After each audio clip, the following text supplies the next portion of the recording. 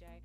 I'm going to talk a little bit about high intensity exercise today. I have my research, I have my notes out here, so I'm going to make sure to fact check myself, because sometimes I get so excited about a topic that I just ramble, and I know that you guys are evidence-based just like me, and that's one of the reasons why you follow me. And so we're going to talk quite a bit about why high intensity exercise is absolutely amazing.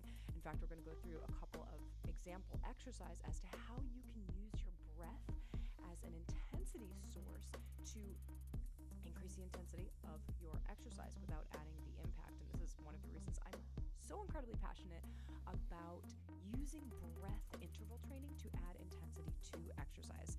Now, on top of HYPOXiX.studio, please visit me at HYPOXiX.fitness. There's the free community. If you want to start for free, please go there. All the hypoxanauts are there. We're talking about our carbon dioxide tolerance, all of these really nerdy things. And I want you to come in and I want you to share with me your nerdy things, because you may be a nerd if you're following me, because I'm a little bit nerdy. Sorry, but not sorry. Okay.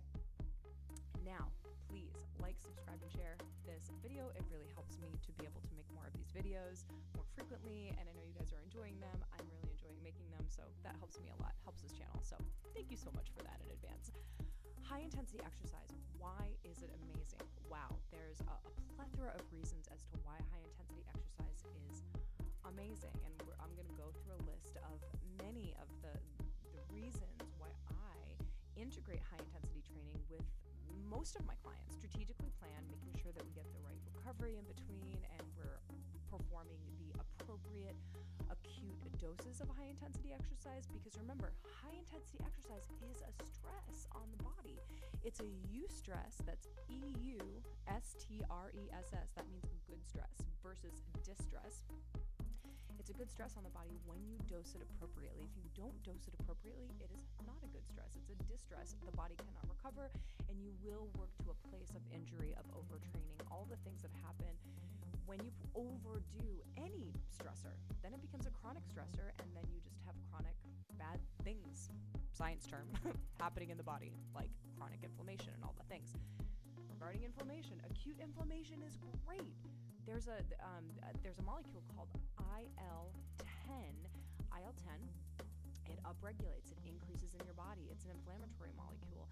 When you perform high intensity exercise, it's a good inflammatory molecule. Actually, the higher the level of the IL-10, it does correlate with better immunity and better health. And so it just goes to show that doses of inflammation are actually good. We're supposed to be inflamed after exercise. In fact, our body is probably not adapting if we don't have a certain level of inflammation in our body after our training. We got to train hard enough to tell our body that we need to upregulate, we need to level up. Another science term, level up. Who played Mario Brothers when we were growing up? Yes, you need to get at least the red mushroom, if not the green mushroom, too. And I'm not saying do mushrooms. Mario Brother, level up mushroom. Let's level up, right? So if we can spike the stress in our body, but get the appropriate recovery in between, wonderful. Now, many of us cannot perform the movements necessary to get to a place of high intensity exercise. We cannot perform those movements necessary because of the impact that is demanded of the body to get the heart rate up to that place that's considered high intensity. What is high intensity exercise? Ultimately, this does vary in the literature, but for the most part, we're working greater than 85% of our maximum heart rate. Because of the changes in temperature in the body, because of the changes in hormones in the body, because of the increased demand on the musculoskeletal system and the cardiovascular system, our body needs to adapt. And this is exciting. Now, there's some pieces of literature that will say that you need to work to greater than 90, 95%, or even 100% of your maximum heart rate to actually achieve those high intensity benefits. And that, for the most part, is classified as supra-maximal high intensity exercise. And so I like to categorize them, to classify those high intensity exercise in the 85% zone, and then supra-maximal high intensity exercise at greater than 95 or 100% of high intensity exercise. Most of the Tabata protocols, research, where you're working 10 seconds on, 10 seconds off, but you working greater than 100% of your maximum heart rate shows maximum benefits. But again, not only can not many individuals who are not in the athletic population over the age of 50 work the kinds of activities that are necessary to get the heart rate up that high, but additionally, many of us just don't really want to do that. Like, that's not really fun. It's kind of torture.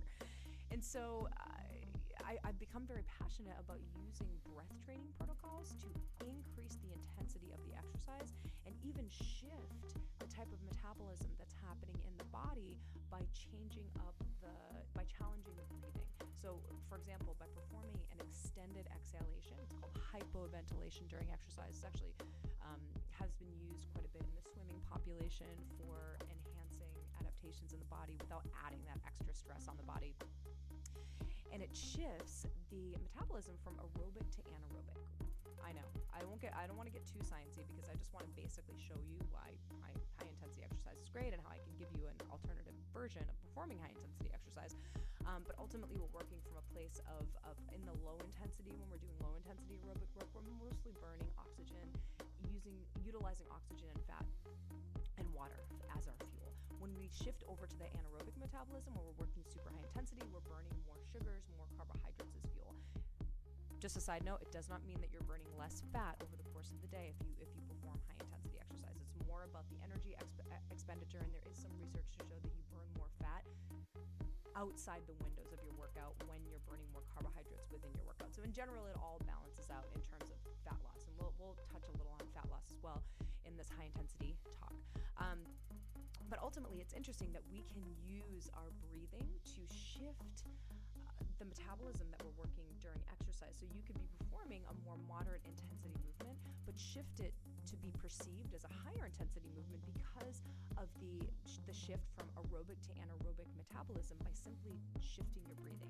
Now, this is not just something that I made up. This is based on other researchers who are much more experienced than I in the decades of research that they put into this breath work and utilizing it on their athletes. Specifically, I talk about Dr. Xavier Woorons quite a bit, but because he's had decades of research and a multitude of studies that have shown that simply shifting the breathing during an exhalation and then a light hold at the conclusion of the exhalation increases lactate in the body. And this is not necessarily a bad thing. Remember, lactate is a stressor. It's a good stressor that our body adapts to. It changes our metabolism to more anaerobic, so more like higher intensity, more glucose metabolism, which is good for diabetics out there who can benefit from high intensity exercise because you're burning through that sugar. You're burning the glycogen in your system, which is ultimately your stored sugar. So for a diabetic, this is why many diabetics benefit from strength training and also high intensity interval training because it helps to regulate their blood sugar. Again, it's challenging for some of these diabetic individuals who are like, yeah, but I can't perform the movements that I need to get up to that place. Why don't you try a breathing protocol? Slow your breathing down. It's going to feel pretty darn intense. It's going to increase the lactate. It's going to challenge that blood glucose metabolism, burning more glycogen during your workout, even at a lower intensity movement, and also improves your insulin sensitivity, right? So in general, diabetics, they have insulin dysregulation. And so much research has shown that strength training and also high intensity training that challenges and improves the insulin sensitivity because we have insulin receptors ultimately on the surface of our muscle, on our muscle cell. We are improving our insulin sensitivity. So here's just another example as to why high intensity exercise and also strength training is wonderful for the diabetic population. But again, if you don't have the athletic ability, you don't have the strength, or you just don't want to perform the sprinting uphill or the lifting of the 85% of your one repetition maximum to get your heart rate up to that point, try this breathing protocol. You could perform holding, use a 20-pound dumbbell or just do some body weight squats and perform an 8-second forced exhalation to low lung volume. So you're really feeling your abs work. You're challenging your core, you're challenging your respiration more, and you are challenging your systems that ultimately you would have to work to super high intensity in order to achieve or to get to that higher intensity, area. So it's wildly fascinating. As you can tell, I'm very nerdy about it. I'm very passionate about it. And there are so many other reasons why high intensity exercise is amazing, and for some will support the sentiment that high intensity exercise is more effective than low and moderate intensity exercise in achieving many of the following benefits. One, let's talk about sleep. There have been many studies that have shown that high intensity exercise improves deep, slow wave sleep more effectively than low and moderate intensity exercise. There you go. If you don't want to perform high intensity exercise, then try a breathing protocol. And I'll give you a couple examples at the end of this video as to exactly what you can employ to achieve that high intensity. So sleep. Why is sleep important? Sleep is important for so many reasons. If you're trying to lose weight, sleep is what is regulating your hunger hormones, your leptin and your ghrelin, right? Sleep is recovering your musculoskeletal system. Sleep, especially that deep sleep, it's increasing levels of you're getting those spikes of human growth hormone when you get your deep sleep. Human growth hormone, not only is it helpful in building muscle, and muscle controls your insulin sensitivity, your glucose, going back to the diabetics, but additionally, that human growth hormone also plays a role in fat metabolism. And so if your main concern is losing body fat, well then you better get your sleep.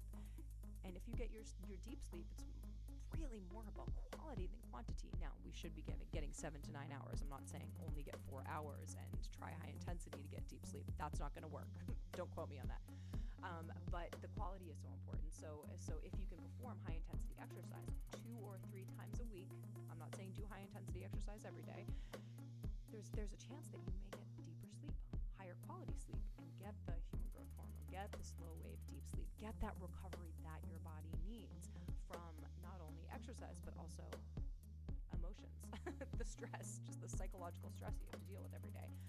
Another reason why high intensity exercise can be, I'm not going to say is, but has been shown to be superior to lower intensity work, is because of the increases in VO2 max. What is VO2 max? It's the maximum amount of oxygen that your body can consume, and this has been correlated with longevity, with reduction of cardiac events, which is ultimately you're reducing your chance to have a heart attack if you keep that VO2 max at a nice level.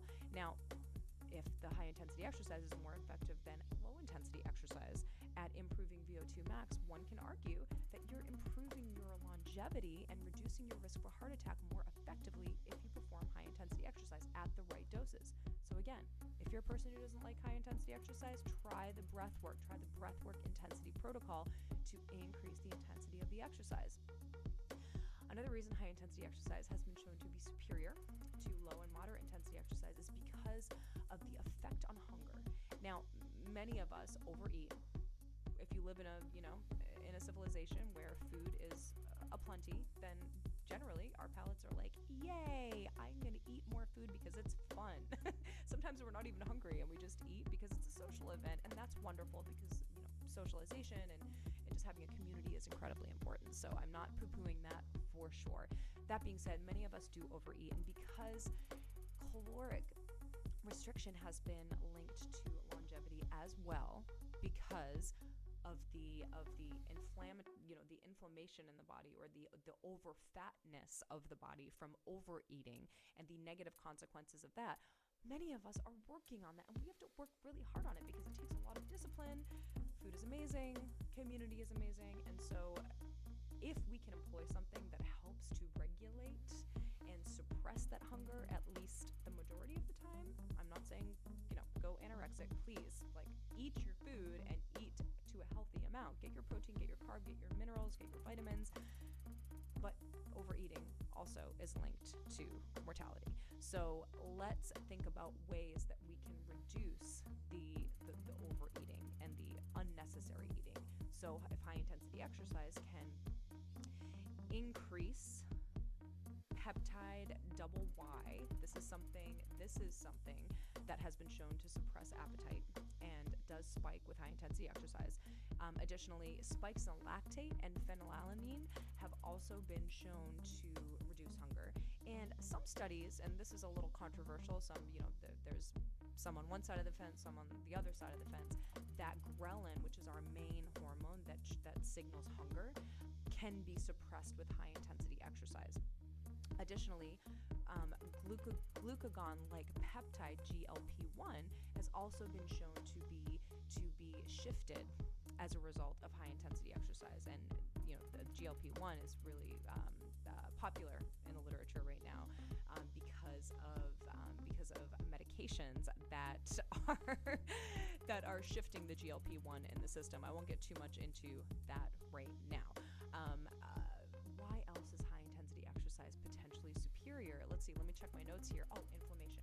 We've talked about inflammation, spikes in IL-10, IL-6, but reduction in chronic inflammation. Now, some studies have shown that long, slow cardio, the lower intensity cardio, spikes inflammation in our body chronically. Now, this is not consistent across the literature, but there is an argument that performing shorter, lower doses of higher intensity exercise spikes good inflammation that our body can recover from and decreases the incidence of that chronic inflammation in the body that can result from overtraining or performing high repetition endurance exercise that lasts for greater than 60 or 90 minutes. For many, that's just too much of a load on the body. And so because the body can respond positively from those shorter doses of higher intensity exercise, that could be a really great option for you. Now, many of us don't do that because we feel like we need to sprint uphill, do 8 sprints, really hurts, really hard, don't really feel like doing it, and maybe that would increase our risk of injury because it's too much of a load on the body to perform that, and you don't have the athletic ability to perform that. So again, I recommend trying this breath training protocol in conjunction with your more moderate intensity work to increase the perceived intensity of the workout on the body. Now, I think one thing that we didn't cover that is extremely important is lung health. Many studies have shown that high intensity exercise improves lung capacity and improves something called FEV, that's forced expiratory volume, which is something that's measured in studies that correlates with lung health, because this is something that declines with age, and it's the force at which you can expel a certain volume of air, and over time this does decline and is indicative of declining lung function. And so it's exciting when researchers find that we're able to not only maintain this but improve this with higher intensity exercise. Why is that? Because we're panting, because we're challenging our respiratory system. What else challenges your respiratory system?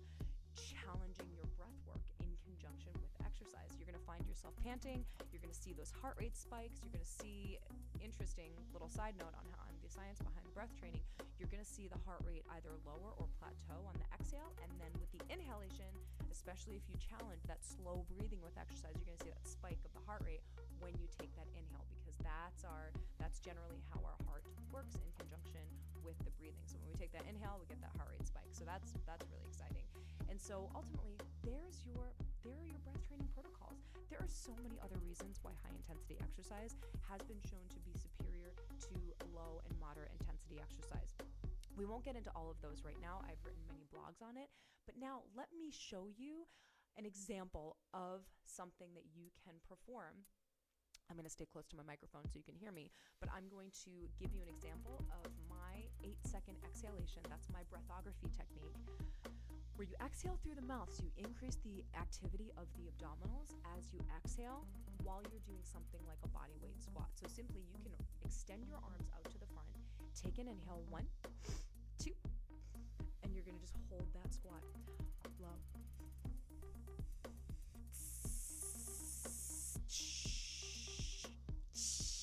Drain the air, feel the abs working, and then you're going to hold your breath for 4, 3, 2, 1, and to inhale. And then hold that squat again. Blow.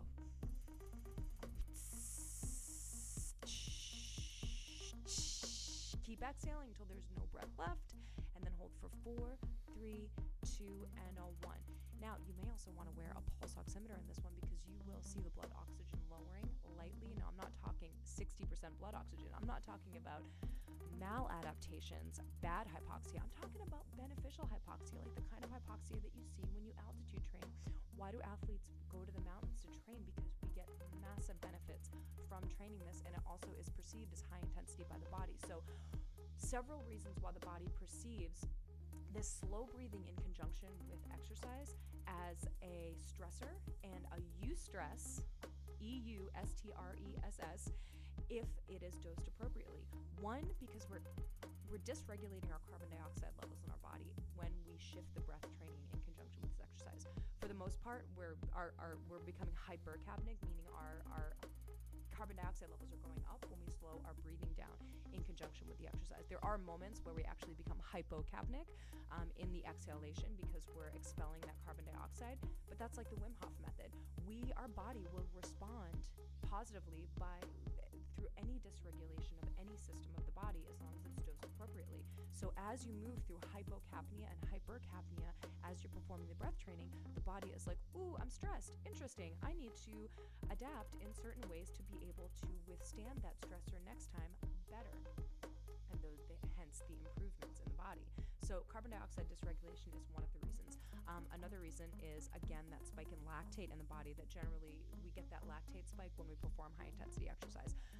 Research has shown that lactate also spikes when we dysregulate our breathing in conjunction with exercise, and our body does positively respond to that over time by increasing our lactate threshold and many other things in the body. Additionally, we're challenging our oxygen. We're not going super low oxygen, but we're going to like 80% blood oxygen when we breathe like that during exercise. This becomes intermittent hypoxic breathing. This becomes intermittent hypoxic training. Decades and decades and decades of research have shown the positive benefits not only in the athletic population but also therapeutically for diabetes, for asthma, for blood pressure, for many areas in the body, because the body responds positively by upregulating a molecule called HYPOXiX, that's HIF1. In fact, this was only discovered about, I think it was maybe like 6 years ago or so. The person who actually won the Nobel Prize discovered this, that this is the factor that increases in the body when our oxygen is challenged, and this is what triggers all the positive adaptations in the body. So wear a pulse oximeter when you do this, and you will see those at that blood oxygen drop, maybe only mildly at first, and then based on how mild that is for you, you may want to increase the intensity of the breath training in conjunction with the exercise to get to that like 80% window in your blood oxygen. I don't like to go too much lower than that. If you're in the 70s, you're fine, but I like to stay away from the 60s just because I'm conservative and I know the research that supports that really all you need is to get to 80% to see the positive adaptation. And so why overstress the body, right, to see the positive adaptations? Of course, another reason why the body is challenged when we perform high intensity exercise and our body adapts is simply because of the high heart rate, right? We're challenging that heart. When you challenge the heart to the high heart rate, you're also reducing your risk for future cardiovascular event or heart attack because you're strengthening the cardiac muscle tissue itself. That cardiac muscle responds positively to getting pushed super high.